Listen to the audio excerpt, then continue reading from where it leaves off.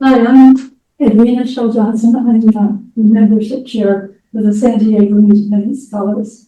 And we want to tell you about our April program before we start. Um, the lecture is on Saturday, April 25th, and the title is Stress, Pleasure, and Social Connection. How the Brain Reacts to Emotion to Shape Behavior. Presented by Lisa Stowers, PhD, and she's with the Scripps Research Institute.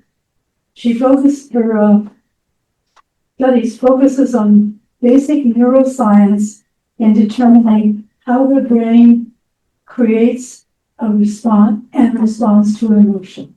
So get ready for that. Okay. Now this lecture will be given by Dr. Neil Farber, MD, who is a NASA JPM Solar System Ambassador. As an ambassador, he is one of thousands of volunteers who share presentations based on the latest updates from the science and the engineers working on the leading edge of NASA's solar systems exploration. Let's welcome him as he tells us how NASA is seeking out the possibilities for life on other worlds. Well, thank you. Glad to be here. So, humankind has many questions, but two of the primary questions are we alone in the universe? Okay. And that includes both intelligent life as well as any type of life, bacteria on up. And how did life start on Earth? I'll give you a little bit of a lead into the talk. Okay.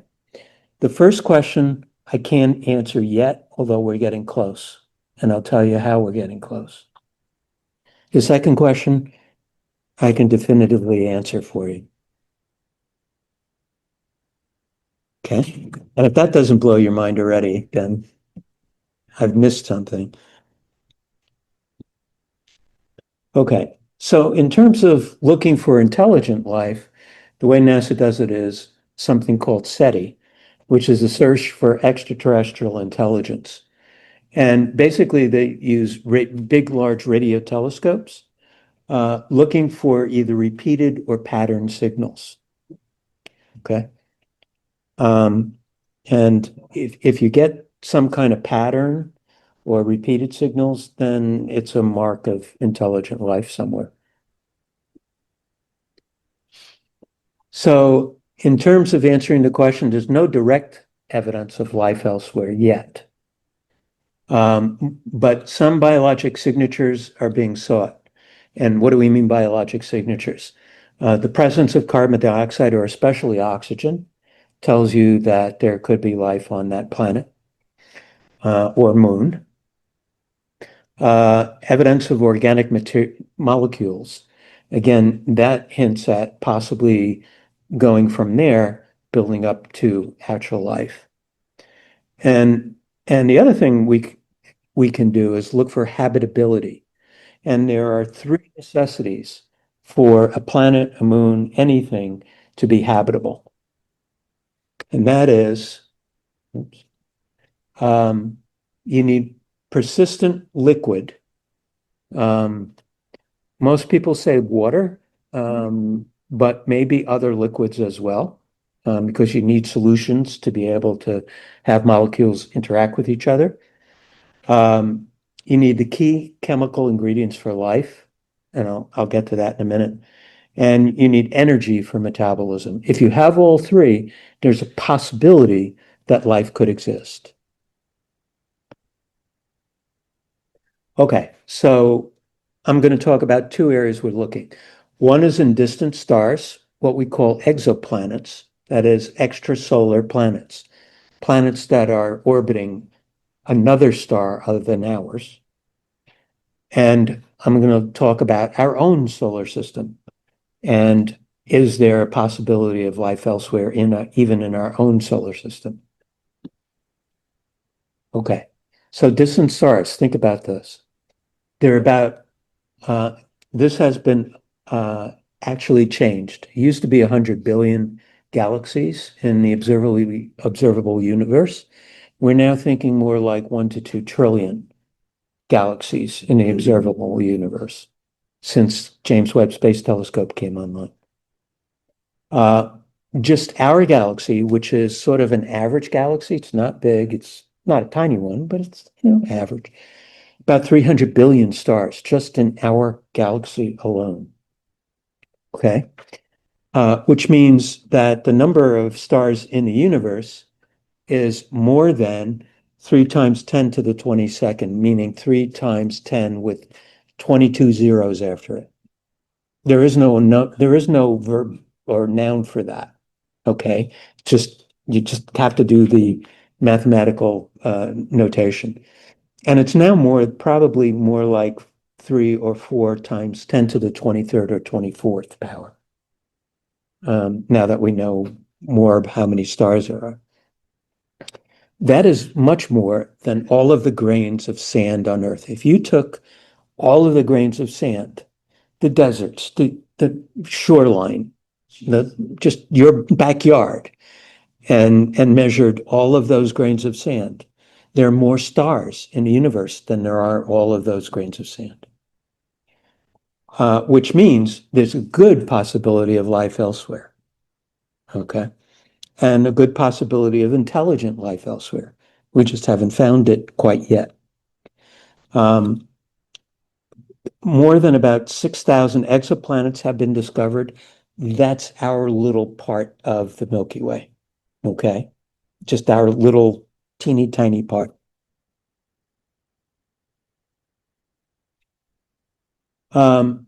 So seeing, you would think to yourself, well, we have the James Webb Space Telescope. We can just look for those planets that might have habitability, right? Not an easy thing to do. I will show you that we can, but it's not as easy as you think. Let's take a sun-like star, one like our sun, and you have a hot exo-Jupiter, meaning a Jupiter-sized planet. It's hot because it orbits near that sun. Okay. Or you take an Earth-like exoplanet, just like Earth. Okay. It would be like looking for, in terms of the hot exoplanet, a lighthouse is shining, and you're looking for a firefly next to that lighthouse. How good do you think you'd be able to be in terms of seeing that firefly next to that lighthouse? Not good at all. And if you're looking for an Earth-like planet, which is really what we're looking for, it's like bioluminescent algae. If you've ever seen algae, they're microscopic. They do light up the oceans, but when they have big numbers of them. But one of them, absolutely no way. But there are other ways we can find exoplanets, okay? There's something called radio velocity. There's something called transit and then direct imaging. And yes, there are ways we can directly image. I'll show you how. Okay, in terms of radio velocity, we're looking for a Doppler shift. Now, does everybody know what a Doppler is? Doppler shift is? No, probably not. Ever hear a train whistle as it's coming towards you and then goes past you? So it's that's because as it comes towards you, it's a higher frequency. As it goes away from you, it's a lower frequency, right? Same thing happens in the visual spectrum. So if something is coming towards you, i.e., a planet is coming towards us, or a galaxy is coming towards us, it's shifted towards blue in the spectrum. As it recedes from us or goes away from us, it recedes towards red in the spectrum. Okay. And if you have a planet that's tugging back and forth on a star, you can see that. So you see this planet orbiting this star,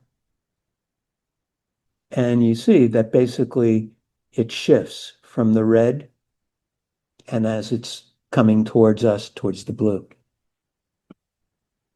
Okay, so if you're doing that, you can tell if there's an exoplanet present. The problem is you only get the fact that there is an exoplanet and where it's orbiting, that star. You don't get anything about the exoplanet itself, what its temperature is, what kinds of things are in its atmosphere. All that stuff is not open to you just by transit, just by Doppler shift, which is why most of the planets we look at now, we do it by transit methodology.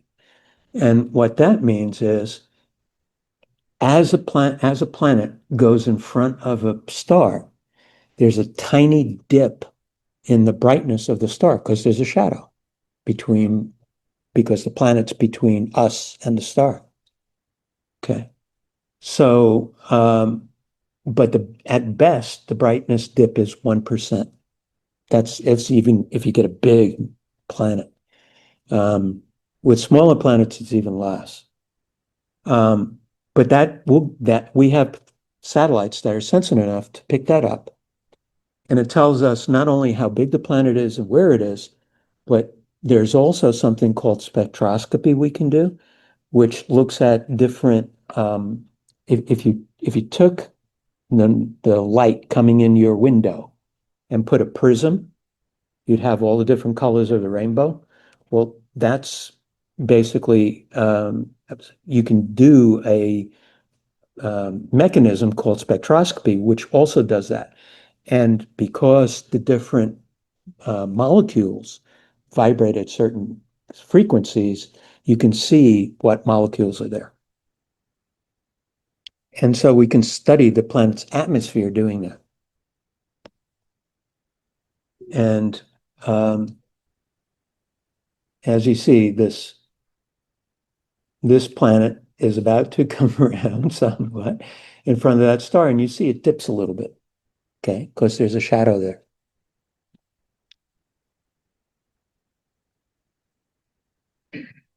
And you see that like there's a dip from 100% down to 0.970%. So instead of 100, it's 97%, which means basically it's a 3% drop. Okay, and those satellites can pick that up. But we can actually now directly image planets as well and do direct spectroscopy of those planets because there's something called a coronagraph, which actually puts a plate in front of the telescope. Okay. And so you block out the light from the star, and guess what you see? 1, 2, 3, 4 planets orbiting that star. Okay, that you never would have seen if the sun was shining. And so we can actually now pick up stars and planets that way. Okay, so now what? So we've discovered 6,000 exoplanets, like I said. So how do we take the next step from planet detection to planet characterization? Well, we asked, does it have an atmosphere? If it does, what molecules are present in that atmosphere? Could those molecules support life, conceivably? Is it warm enough? Is there liquid water in it? Could it support life? And the final question, does it have life? And we can't answer that yet.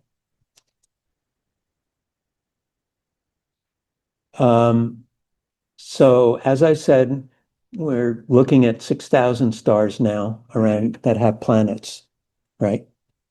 Most of them, the planets are too close and therefore their surface is too hot, or they're too distant and their surface has no liquid water because it's all ice. But there are several hundred planets that have been found in the habitable zone, what we call the Goldilocks zone, out of that 6,000. We're looking for signature gases. Carbon dioxide, one planet has been found with carbon dioxide in its atmosphere in those exoplanets, not in our solar system, in those planets elsewhere. None with oxygen yet. And you see the habitable zone either expands or shrinks, depends on how hot or cold the star is. If it's a hotter star, the habitable zone is much further out because it's too hot close in.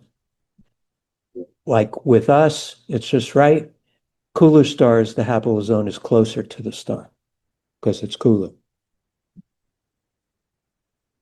One star, for example, which is a red star, so it's cooler, is the TRAPPIST-1 system. And you see there's 1, 2, 3, 4 planets that are either on the edge of, or 2 of them that are smack dab in the middle of the habitable zone. We haven't begun looking at them yet in detail. We've looked at B, G, and D. Oh, no, that's not D. B, C, and D. And basically all 3 of these are too hot. The next challenge is to look at E, F, and G to see what's there, and we haven't done that yet. But all this is being done by the James Webb Space Telescope that was put in space a few years ago. Yeah. That system. TRAPPIST is, I like to say, about 79 light years, something like that. 79 light years? Light years, yeah. All of everything we've looked at has been within about 150 light years of here. In the ones we've looked at in detail.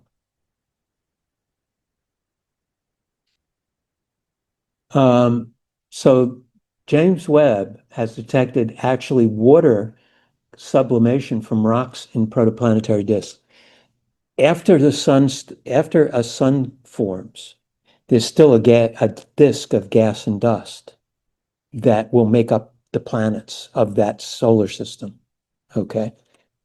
And in a lot of these, James Webb has found water actually in that disk of gas and dust, which means planets like the Earth formed with water in them.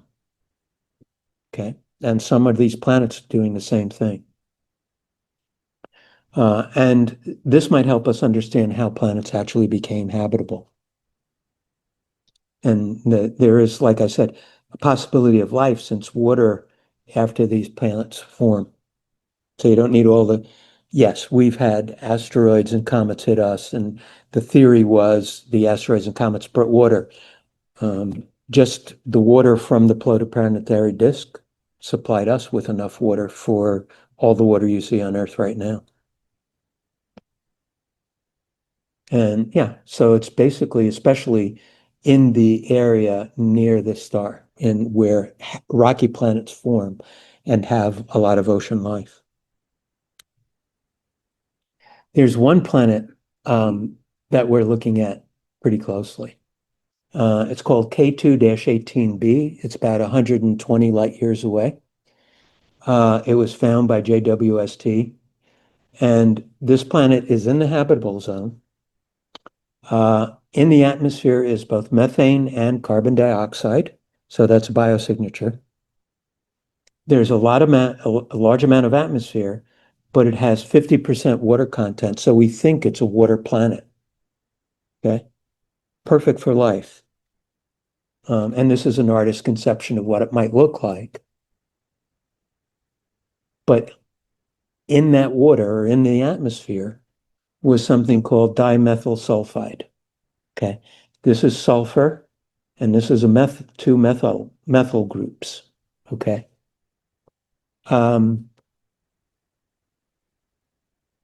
That's a major metabolite of things on Earth like marine algae, phytoplankton, those little buggers that are in the ocean, little animals in the ocean, and bacteria. And that's what gives the oceans those classic fishy smell. It's dimethyl sulfide. The thing is, on Earth, They are only created by biologic metabolism, meaning life. Okay. So if NASA is working on this, if they confirm that there is no other way of making dimethyl sulfide other than having some organism make it, that means that K2-18b is the first place we found life elsewhere. We don't know yet, but it's getting close. So let me switch to some solar system investigations. Okay. We think there's possible evidence, possible, we don't know for sure, of ancient life on Mars. And there could even be current life on Mars. I'll talk about that, potentially. There are evidence of habitability in other bodies, specifically moons. Okay. But no evidence of actual life yet. Okay. So on Mars, the early rovers had a suggestion of water. There were outflow channels, layers of rock, all the things you see on Earth that water creates. Okay. It's like sedimentary rock, water channels like deltas, things like that. And Curiosity confirmed the presence of water by looking at those rocks and seeing what they consist of, not seeing actual water. And it was present the water was present about 1 billion years ago until about 3.6 billion years ago. So in other words, for about 1 billion years, there was probably water on Mars's surface. There are some times when we think there are outflows of water on Mars still. I'll show you that. And Curiosity was at Gale Crater.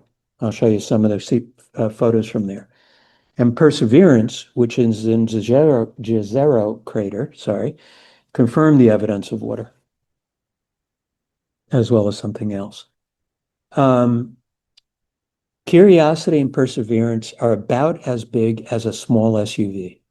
I don't know if you've ever seen them, but if they're like if you get a Honda CRV ish, maybe big, a little bigger than that. That's how big these are. So they weigh about a ton. They've got all kinds of instruments on board. Curiosity, for example, had 17 cameras and 4 spectrometers on board just to do its science. And they are powered. Question? No? Okay.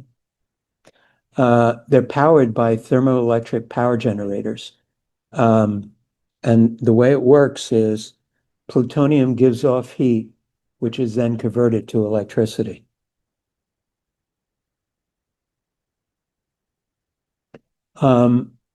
The reason for a thermoelectric power generator instead of solar cells is because of this. This is Curiosity when it landed, nice and white.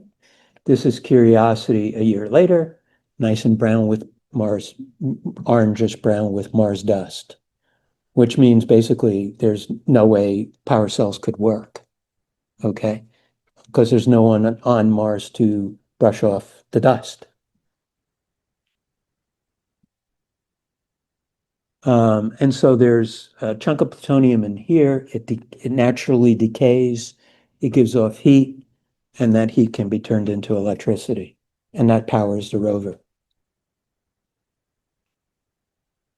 The landing is interesting. It was a very complex system using a heat shield, parachutes, rockets, and a crane to get this thing on the ground.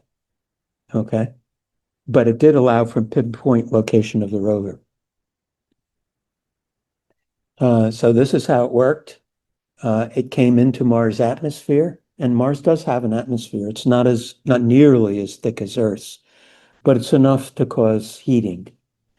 So it has an aeroshell to protect everything inside.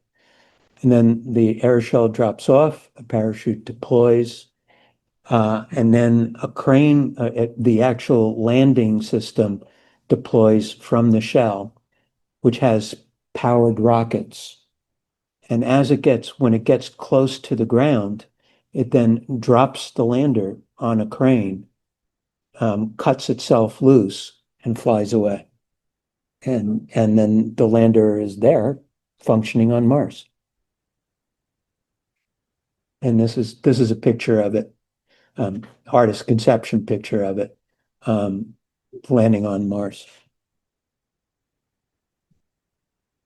So in terms of curiosity, there are lots of findings. The surface around the landing site is made of pebbles, and they're all rounded pebbles that are sedimentary, clearly. Um, and the only way that could explain that would be erosion due to liquid water. Further away still, there's extensive sedimentary layers, and I'll show you that. And when it examined those areas, the water was low in salinity and had a neutral pH, so perfect for life to have formed. Okay. The other thing is the spectrometer on Curiosity found a lot of organic molecules, which are carbon-based. Okay. That gives you a hint that also there could have been life. I mean, yes, they could have happened naturally, but yes, they could have been biologic in origin. And these are those layers that I told you about. You see that basically there's all these sedimentary layers, and there's clay, which forms when there's water. A lot of these things like hematite form only where there is water. So clearly there was a lot of water around.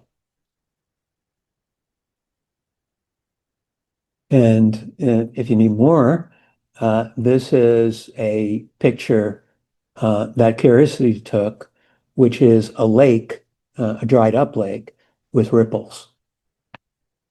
Okay. Yeah. Why did it lose its? Well, you're probably gonna talk about this, but why it lost its water? I'll stop for a minute and talk. Why did Mars lose its water?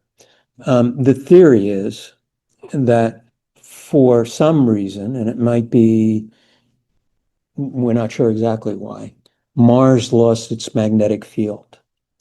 When you lose your magnetic field, you can no longer keep an atmosphere.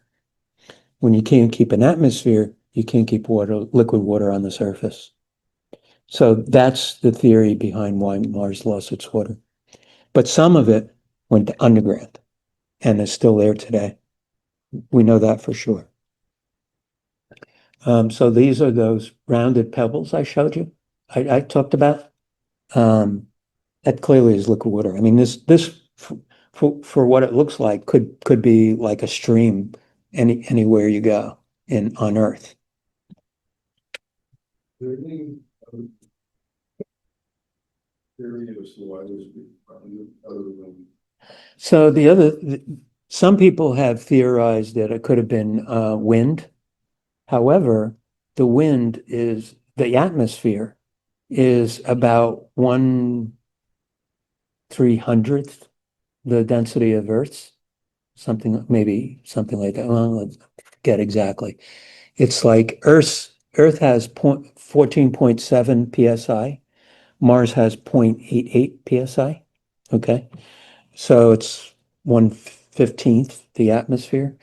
Um, I know in in the movie The Martian, he gets speared by an antenna. The truth is, Mars wouldn't be able to pick up that antenna. Okay. And so rounding these pebbles would not likely be due to atmosphere. Perseverance landed in February 21 at Jezero crater. It was particularly aimed at that location because it's a river outflow channel and delta.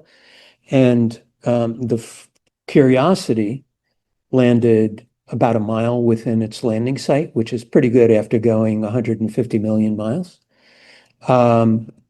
Perseverance landed within 100 yards of its projected landing site.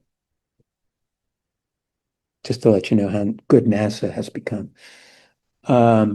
So this was the best place to look for ancient life because as the river comes off the mountain with all kinds of gook in it and slows at the delta, it drops all its silt. And so that would mean life in that area. Can you speak a little while? Yeah, sorry.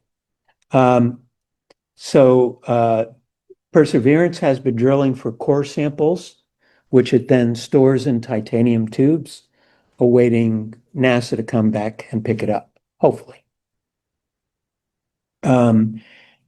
Also, just so you know, like in terms of how good JPL is at doing things, I have to give them a praise. Uh, there was a helicopter called Ingenuity, and it was supposed to be a trial of five missions, 5 times to launch it. It ended up having 72 flights. That's how good they are.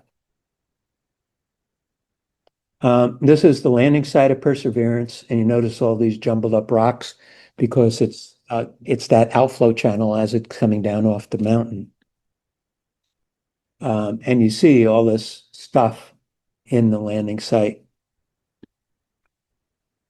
That's Ingenuity. You see now. And this is something called Chayeva Falls Rock. This is something Perseverance picked up. I mean, it saw it, they honed in on it, took a picture of it, did some drilling. Okay. So they drilled a core sample and put it in a tube, awaiting come back to Earth. But what does everybody think about these No, it's spots? my computer. It's What a do you think Zoom that thing is? that's I was supposed to be watching. Be a mineral deposit. Could be a mineral deposit. What else could it be? Wait a minute.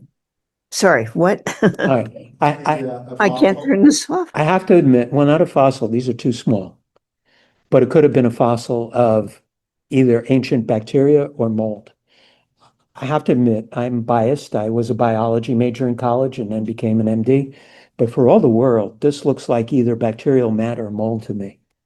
And when NASA did spectroscopy of it, they found all kinds of organic material here, as well as a couple of minerals that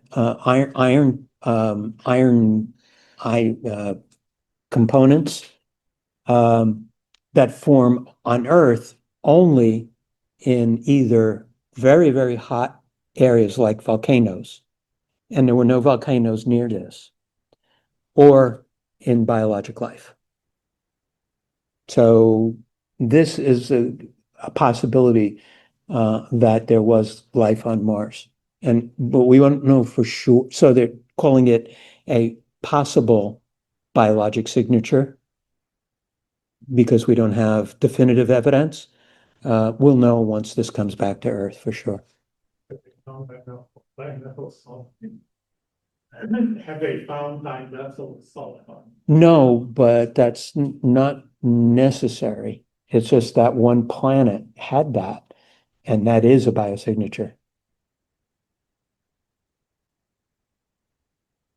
So it had organic molecules and had, ferrous sulfate and ferrous phosphate, and especially the phosphate happens mostly in biologic kinds of things. So the likelihood is that Chayeva Falls was underwater, had biologic life, and then dried out. But we'll know once it comes back. So Perseverance is collecting all these core samples. In the 2030s, a return mission is planned. Originally, NASA was going to do it on its own, and now thinks it's too expensive. So it'll either partner with corporations and/or other countries to get those samples, bring them back to Earth, and examine them to see if there is life there.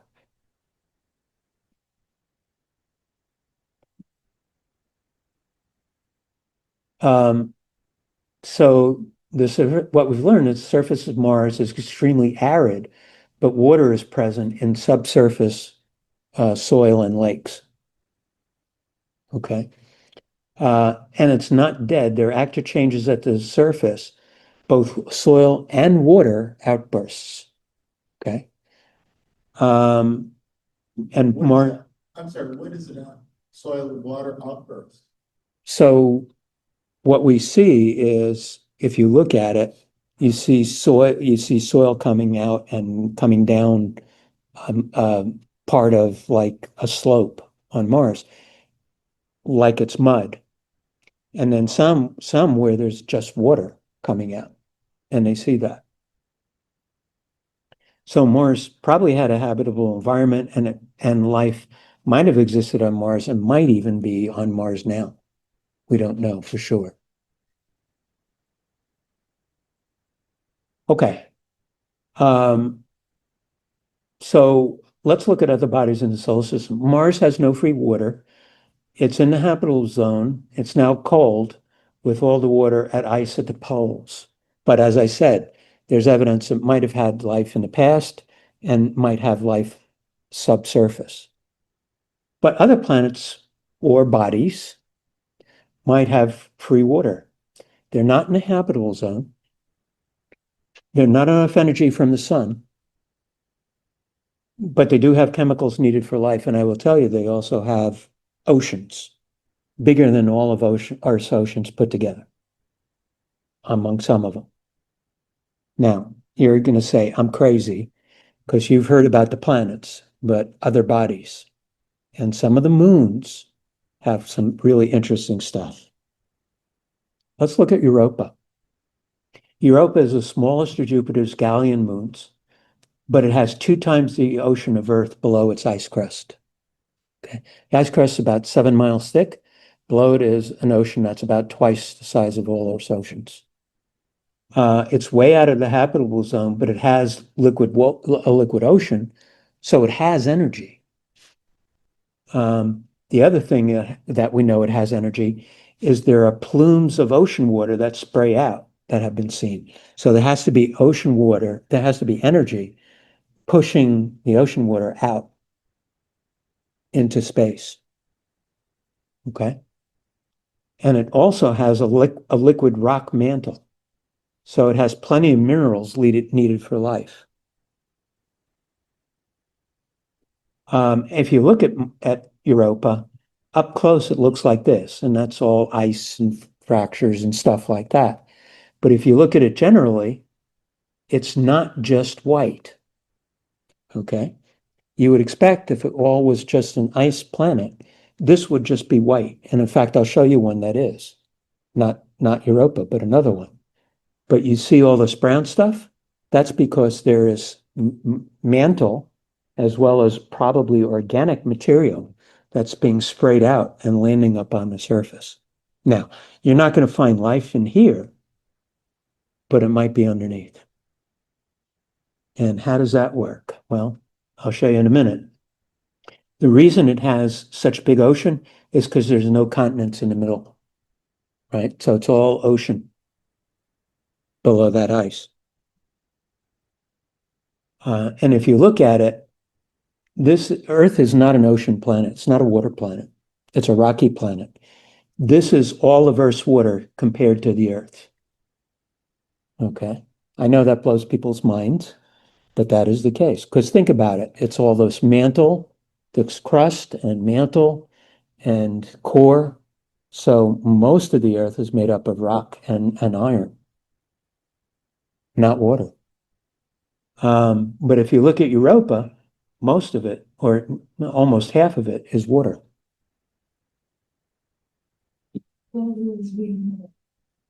Is it H2O? Yeah, it's H2O with salts in it. It's a salty ocean. This is how that happens. If everybody, okay, if everybody goes like this, please. You feeling anything? Just some breeze, right? Not much. Now go like this. And what's happening? Your hands are getting warm. That's what's happening on Europa, except at a much larger scale. The planet is being tugged and pulled by Saturn, by Jupiter, right? So it keeps on pushing and pulling and pushing and pulling. And that causes a lot of friction and therefore a lot of melting. And this is a picture of Earth's ocean, okay? This is at the bottom of the Pacific, 14,000 feet down, where there is no light. It is at freezing, okay? And what do you see? No vents. Thermal vents, but what do you see around the thermal vents? All kinds of critters, right? Look at that. Little crabby things and shrimpy things, clams and all kinds of stuff like that, right? And it's only around that thermal vent because that's where warm water is being spurted out and enough energy for metabolism. A lot of this is algae. Okay, so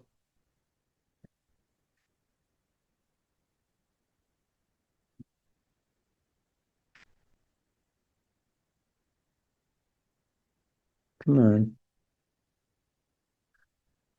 So the question is, if that happens on Earth, where there's absolutely, close to freezing, where there is no light, no energy, except those thermal vents, and about a third of those critters have nothing to do with anything else on Earth, meaning they form down there. Okay. They're not aliens, but they form down there. Then why not on Europa? It's a good possibility. So, Europa Clipper is on its way to Europa to take a look and see what that ocean is made of. It launched in October of 2024, so not quite 2 years ago. It'll take a total of 6 years to reach Jupiter, so a little more than 4 more years. It will then orbit Jupiter with swings around Europa, and the plan is for it to go straight through those plumes of water that spurt out, so it can analyze what's below. And it'll do 50 swings past Europa over 2.5 years. This was Europa Clipper being produced, so to speak, at JPL. It's in the high bay. This is this huge room. This is the largest probe ever sent to a planet.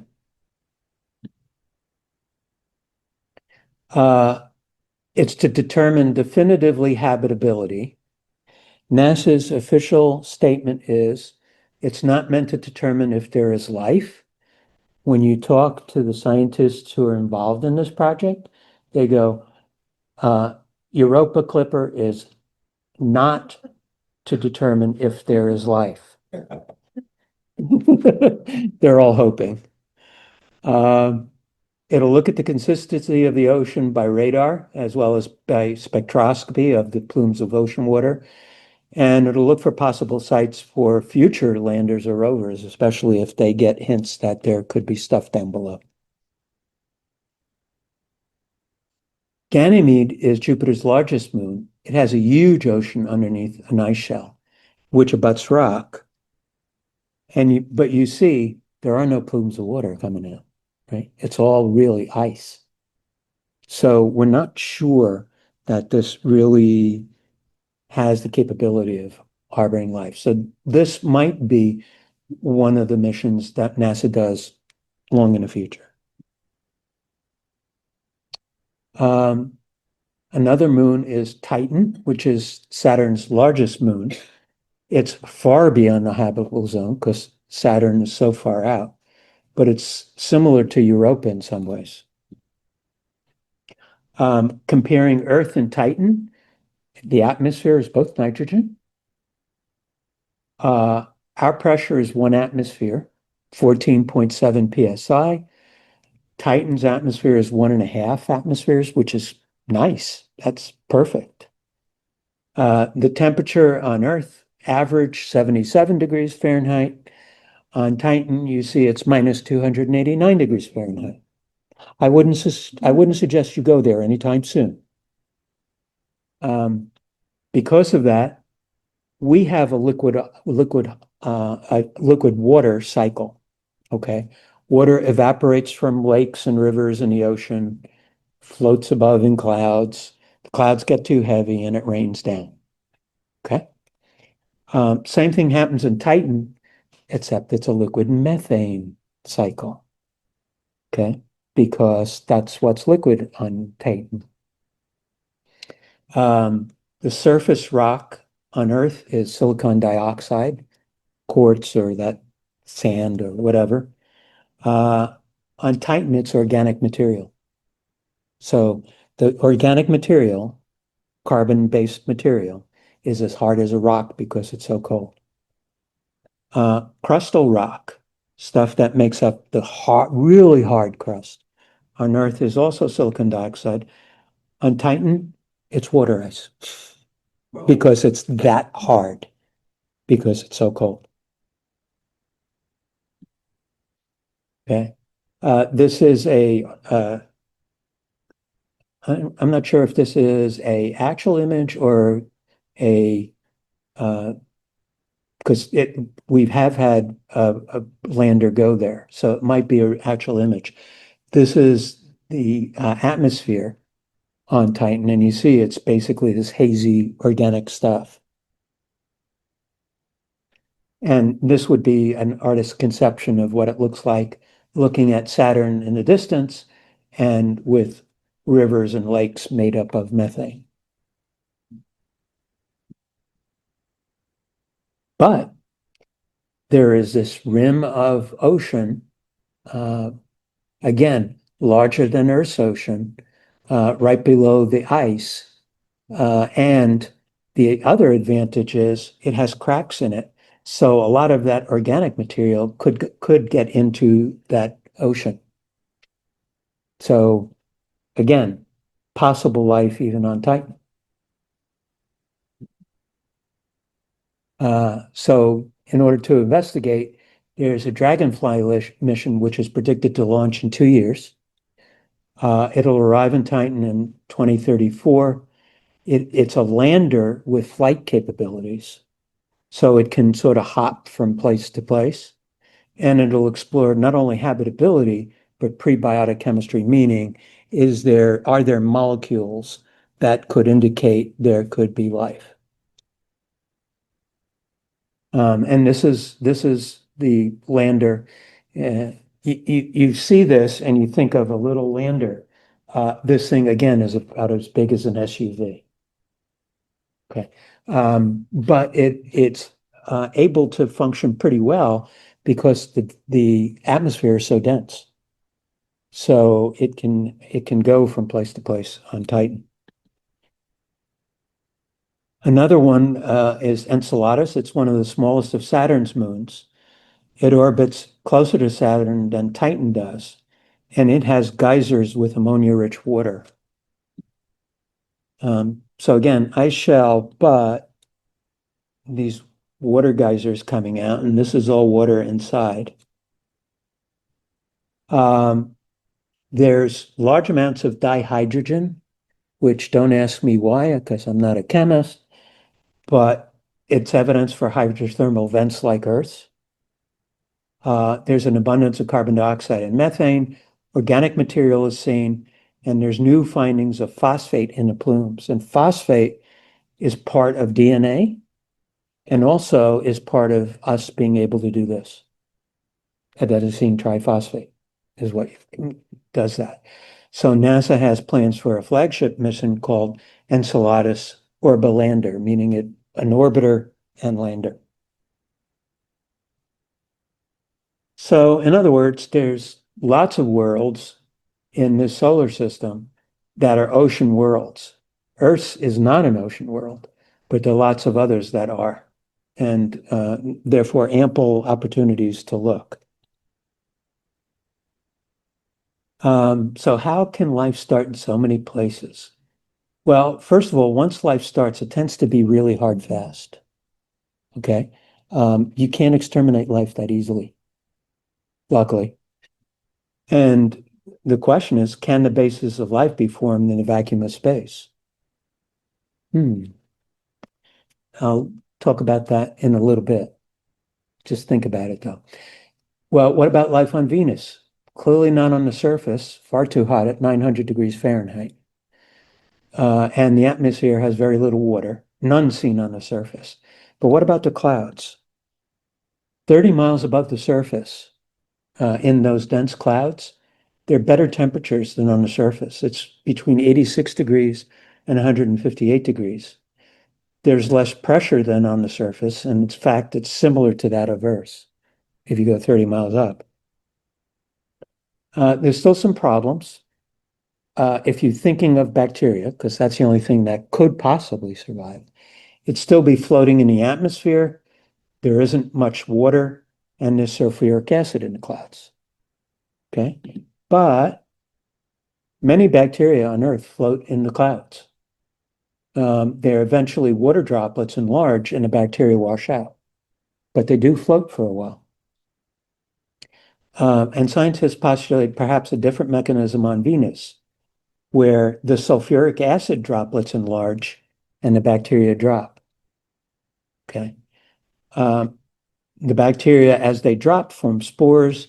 The winds carry them back up to the dense sulfuric acid clouds, and they find a nice little home in one of those sulfuric acid clouds where there's a little bit of water. So it would be this kind of cycle, right? That's what's postulated. We don't know if it's true.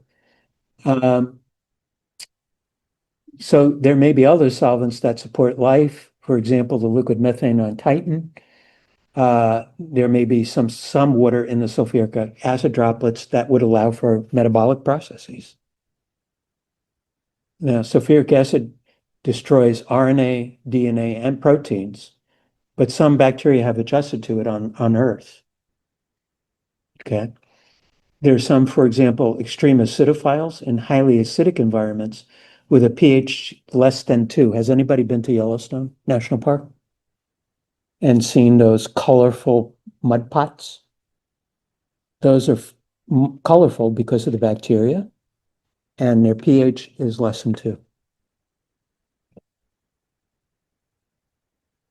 Yeah, so these are those bacteria. And you see they're very colored, and that's what makes up the color that you're seeing in those mud pots.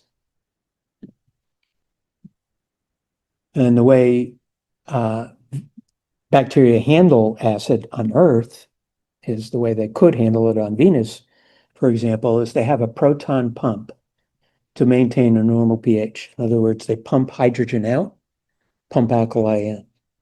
And they do it against a gradient, meaning it's against a pH of 2, and they still keep pumping out that acid. Okay, and so they maintain a neutral pH of 7 inside the cell. They also secrete a waxy layer to protect the cell. And as you see, even though there's all this hydrogen outside, right, they can keep on pumping hydrogen against it. So I got a couple of new updates about how did life start in so many places. Well, the Japanese spacecraft Hayabusa 2 explored Ryugu from June of 18 to November of 19, okay, 2019. And it returned a sample of that should be asteroid, about 5 grams worth. On board that asteroid was uracil. Does anybody remember their biochemistry from biology? No, probably not. Okay, so uracil is a nucleotide base. It's the one base that makes up RNA in place of one of the others. Okay. So in other words, one of the bases of RNA was on the surface of Ryugu. Hold on to your hats. Because OSIRIS-REx was designed to return and analyze a sample of carbonaceous asteroid. This is the United States did it. and also look at the spectrographic interpretation of it. And what it did is it orbited for several years.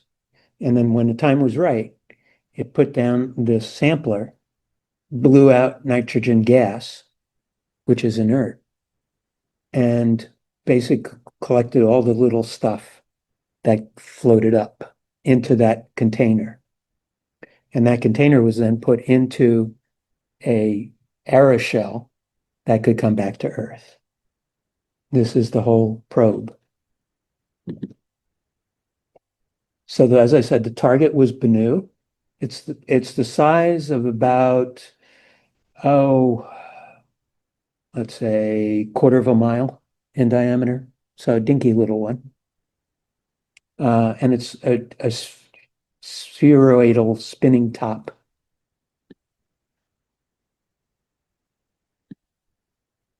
So this is what, and it came back to Earth. The canister was opened. Scientists on Earth examined what was on Bennu.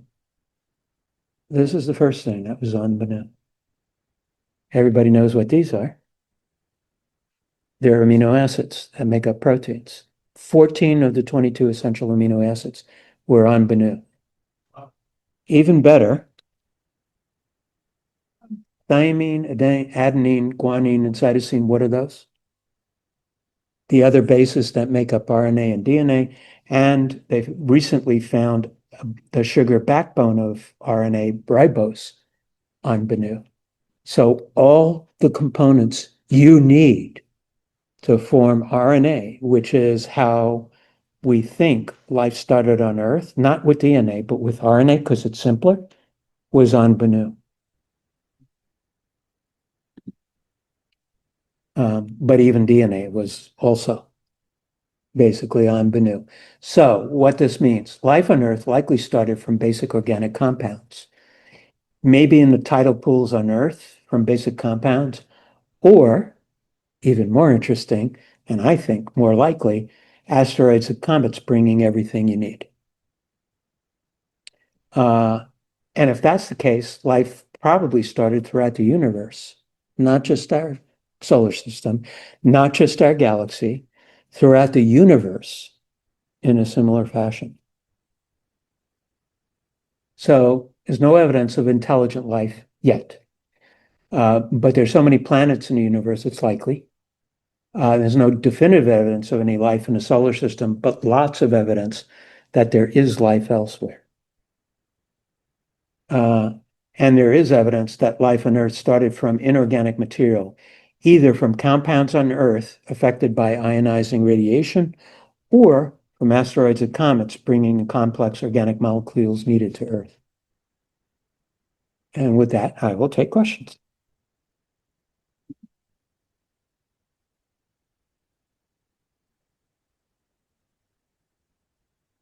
So we have to wait for the molecules to come together and make a body. Well, what we have to wait for is those samples that are on Mars to come back home. And that won't be for another 10 years, probably. And then Hopefully prove that there was at least ancient life on Mars, as we know it. as we know. Not intelligent life, but bacterial life, yeah. And then when does it return? We don't know because NASA was going to do the project themselves, but found it was getting too expensive. So now it'll have to be a collaboration among either private corporations or other countries. So we don't know when that's going to happen. But at some point, it will. No one's going to do that sitting there. Regarding the essential compounds found on Bennu, do we know where Bennu came from? Do we know its past trajectory? Good question. We know that Bennu has been an asteroid for 4.6 billion years floating in our solar system. It's a near Earth asteroid. So it orbits fairly close to where the Earth is, so in a warm area. It did have liquid water on the surface. But where specifically it came from, we're not sure. I have a follow-up question regarding what you just said, which I wasn't aware of. You mentioned the potential heat date 4.6 billion years ago. More accepted theory is that our sun came from emerging from the galaxy Sagittarius IV about 4.6 billion years ago. So I have to think that NASA is thinking there may or may not be, there might be some connection between Bennu and the merging of our Milky Way galaxy with the Sagittarius IV galaxy, which gave us our sun. Yeah, it's possible. I mean, there's no way I don't think we'll ever be able to figure that out. Or at least not currently. It would require trying to, computer modeling would be able to do it, but only with computer modeling.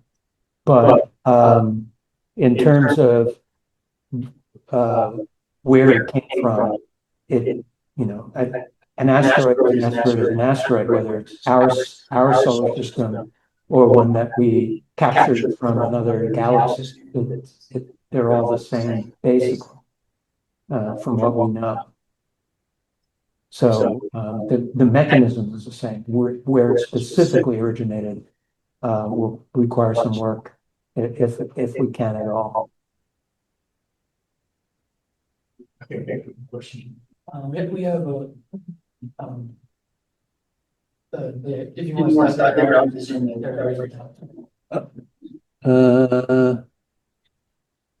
You want me to?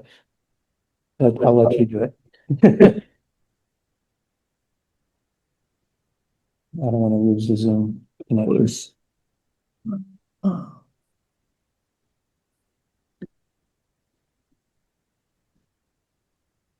So, Okay. Alvin. I have a question from Yeah. Zoom. Can you unmute their microphones? Say again? I have a question from Zoom. Unmute it. Unmute your like.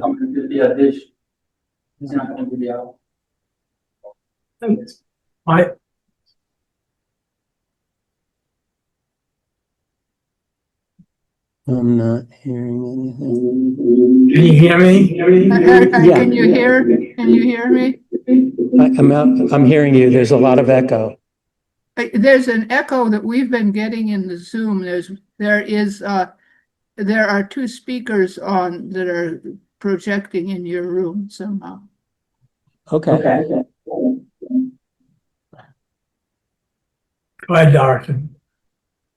You've given us a wonderful description of the possibilities of carbon-based life. Are there any evidence at all for silicon or other types of based life in hotter environments? So far, the Horda is not existent. But we don't know what we'll find when we go further out. My reference to the Horda is there's a original Star Trek episode that is silicon-based life. But we don't think that would have enough energy. Now, can I ask you a question? Can I? Hang on. Hello? Yeah. Can I ask you a question? Can you hear me? Yes. Can hear you, but we're having a problem. Okay, let's see. Yeah, okay. Yeah, go ahead. Okay. So you described the existence of these complex organic molecules on the asteroids. I don't know if this question was asked already because, as Dorothy pointed out, there was this double echo and I couldn't hear. Your lecture was wonderful, but when it came to the question and answer period, this double echo thing started. But the question I have is, what do people think is the mechanism for the development of these complex molecules on the asteroid, or perhaps in the dust that made up the asteroid? Right. It's a really excellent question. I was talking before the lecture about people, trying to create life on Earth and unsuccessfully. And my answer was basically they were unsuccessful for two reasons. One is they tried using electricity as opposed to solar energy. And the second reason is they didn't have a billion years to do it. You didn't have what? A billion years to do A it. billion years. And so I think if you expose carbon-based molecules of simple kind to ionizing radiation like the sun has, and it's over a prolonged period of time, obviously the chances are that there will be some kind of reassembly that would include more complex organic molecules. But no one's sure. Okay, thank you.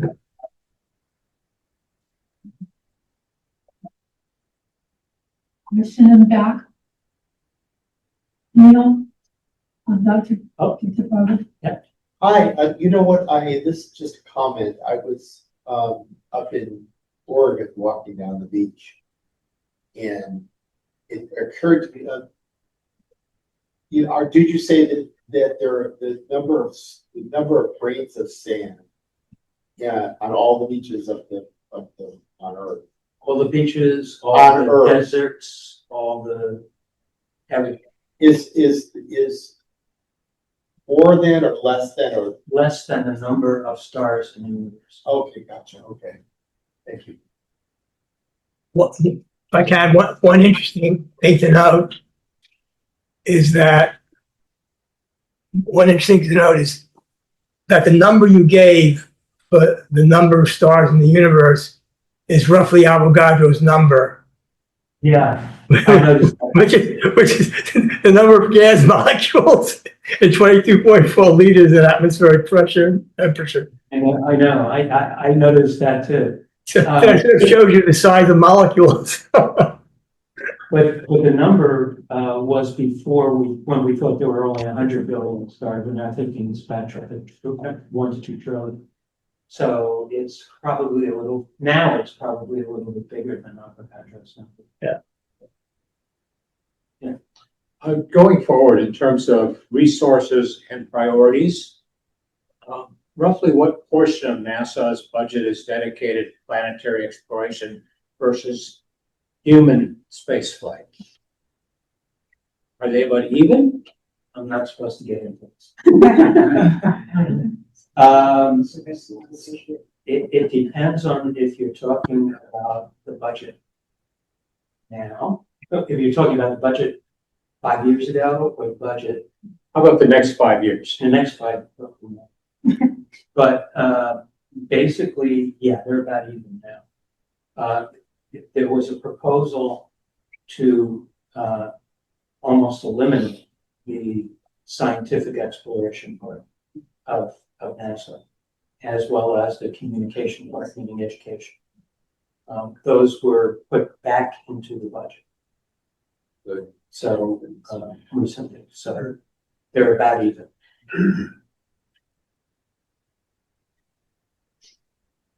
I guess the next big question is, will there be intelligent life on Mars? Soon. I mean, humans. Not soon. I think not soon. I mean, there are certain groups in this country, National Space Society. There are other countries like China. There are individuals like Elon Musk who think we can launch a mission to Mars in another year or two, and that's foolhardy if they really try to do that. There aren't. I have a whole nother talk about living on the moon or Mars and why it's not anytime soon. Is there water in the moon? Is there water in the moon? Yes, there is water in the moon in the form of ice on the two poles because there are craters that are so deep they never get any sun. And so anytime there's a comet or anything that brings water to the moon, it sort of coalesces into the two poles. And so we think there's something like about 6 trillion tons of water in the two poles combined. So is it like Mars? Was it a planet like? No, the moon was part of Earth and part of another planet about the size of Mars that collided. And the crust and mantle of both, some of the crust and mantle of the Earth and all of the crust and mantle of that planet that hit us, vaporized and became rubble and hot goo in a circle around the Earth that then coalesced into the moon.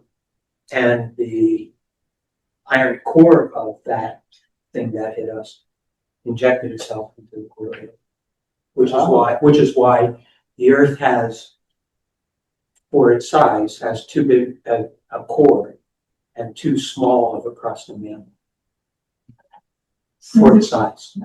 So the core of the other planet went into the Earth's core.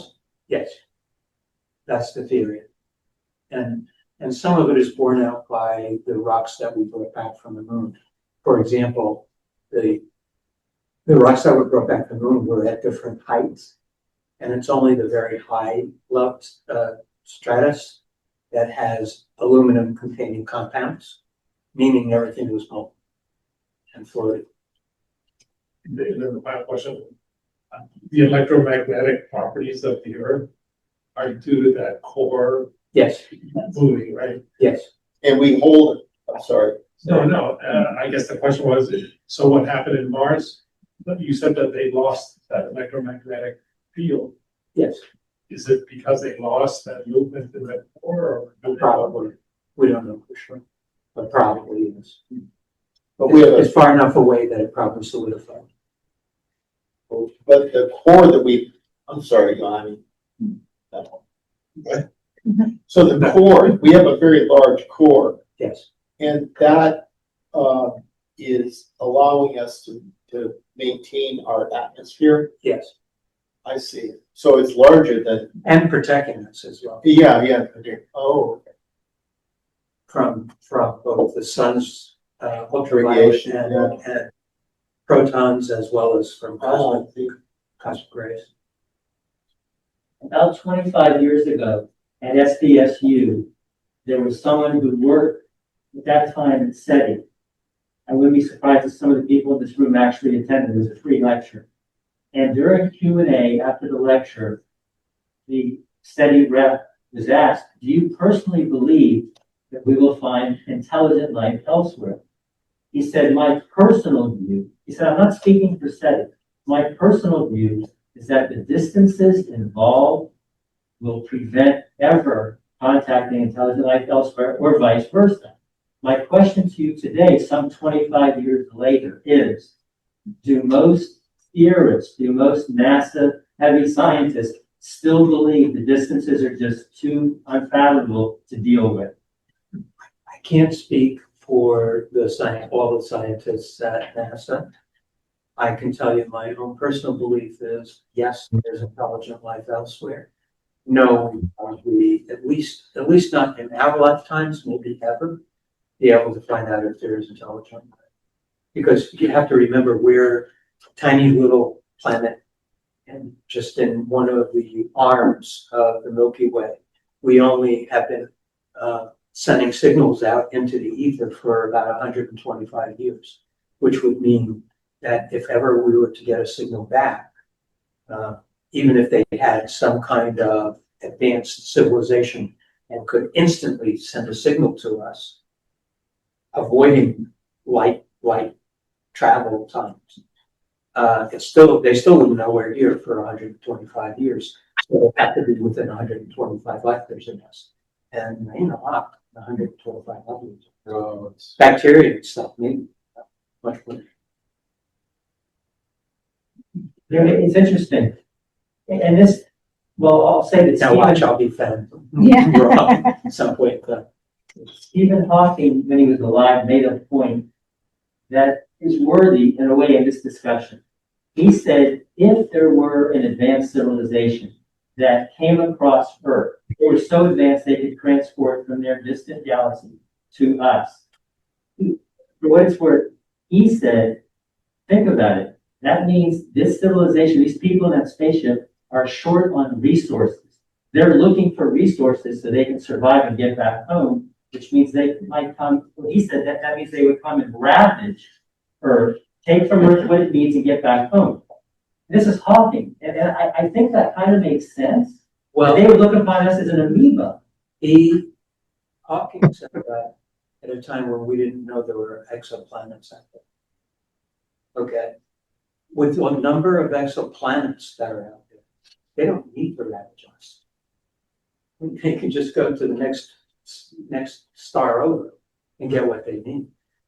But the truth of the matter is, they probably either don't know we're here, or if they know we're here, aren't interested in us. Why would they be interested? So that's Maybe they're looking for life themselves, you know?